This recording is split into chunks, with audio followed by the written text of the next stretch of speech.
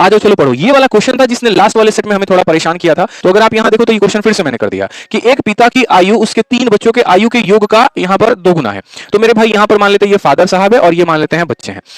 ये यहाँ पर बच्चे हैं, ठीक है। यहाँ पर चाइल्ड है तो चाइल्ड को सी लिख देते हैं। तो बच्चों की उम्र अगर x है ना, तो यहाँ पर पिता जो है वो कितना गुना है, तो पिता जो है मेरे भाई 2 गुना है।